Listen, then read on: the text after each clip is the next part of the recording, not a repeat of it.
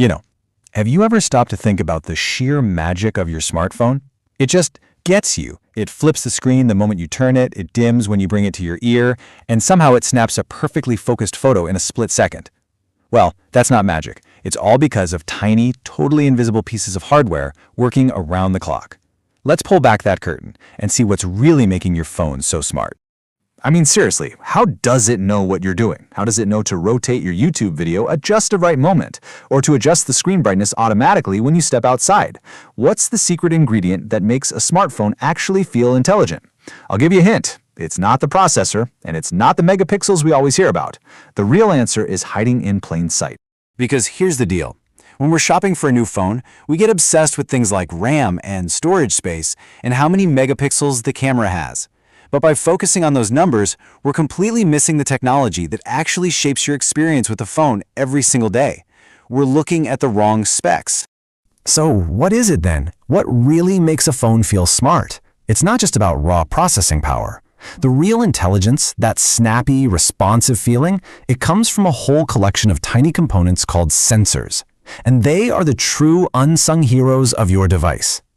So what is a sensor? Well, at its core, it's actually incredibly simple. It's just a tiny little device that basically gives your phone senses. It detects things like movement, light, or how close your face is, and then it sends all of that vital information to the phone's brain so it knows what to do. I love this analogy. Think about it this way. A brain is totally useless if it doesn't have senses to understand what's going on in the world around it. Your phone's processor, that's the brain. It's incredibly powerful, but it's blind, deaf, and has no sense of touch without its sensors. The sensors give that powerful brain awareness, and that's what turns a simple calculator into something that feels truly alive. Okay, so let's start with the absolute basics, the foundation. Every single smartphone out there, I don't care if it's the cheapest one you can find or the most expensive flagship, relies on 3 essential sensors just to do its most basic jobs. Right. These are the non-negotiables. First, the accelerometer. That's what detects you tilting your phone and flips the screen. Then there's the proximity sensor. That's the little guy that turns the screen off during a call so your cheek doesn't accidentally hang up on your boss. And finally, the ambient light sensor, which handles that automatic brightness. Without these 3, a smartphone just isn't smart. But once you get past those basic 3, this is where things get really, really interesting. This is where that huge price difference between, say, a $200 phone and a $1,200 phone actually starts to make a lot of sense. It's all about the sensors they decide to add, or more importantly, the ones they leave out. And here's a perfect example. Have you ever played a racing game on a cheaper phone and the steering just feels off? Like it's sluggish and there's a delay? Your first instinct might be to blame the processor, but you'd actually be wrong. The real culprit is a missing sensor. And here's the reason why.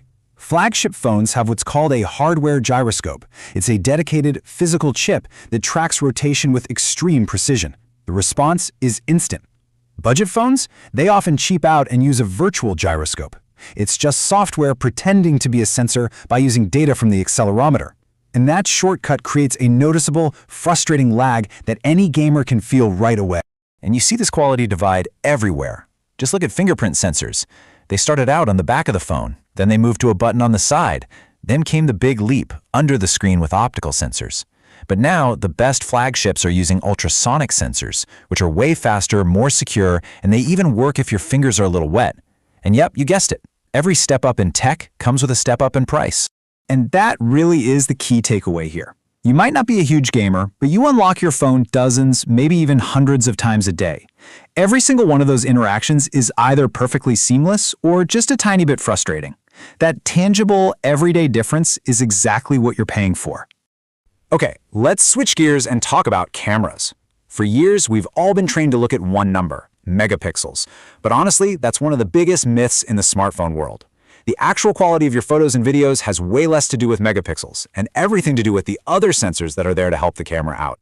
See, premium phones have a whole support crew for the main camera. You've got laser autofocus, which shoots out an invisible laser to measure distance for instant perfect focus, even in a dimly lit restaurant. Then there's phase detection autofocus, or PDAF, which is amazing at tracking moving subjects like your kids or your pets to keep them sharp. And maybe the MVP for video, optical image stabilization, OIS, which physically moves the camera lens to cancel out your shaky hands and give you that super smooth, professional-looking footage.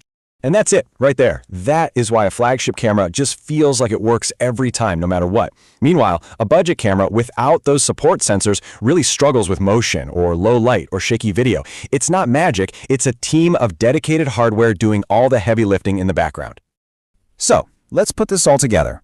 What are you actually getting for your money when you jump from a budget phone to a flagship? Let's break it down, sensor by sensor, and see what that cash buys you. And when you lay it all out side by side like this, the difference is just stark. A budget phone has the basic sensors it needs to function, but a flagship phone, it has higher precision versions of those same sensors, plus the real hardware gyroscope for gaming, the superior ultrasonic fingerprint sensor, that entire team of camera support sensors we just talked about. And it even has extras you probably don't think about, like a barometer for tracking altitude changes for your fitness apps, and a magnetometer, which is a real compass for way more accurate navigation. So at the end of the day, it's pretty clear. You're not just paying for a fancy logo on the back of the phone. That price gap reflects a real physical difference in the hardware that's packed inside. Hardware that directly impacts your experience, with everything from gaming and taking photos to something as simple as unlocking your device. So the next time you find yourself shopping for a new phone and you're reading the spec sheet, don't just stop at RAM and megapixels. Now you can ask the real questions.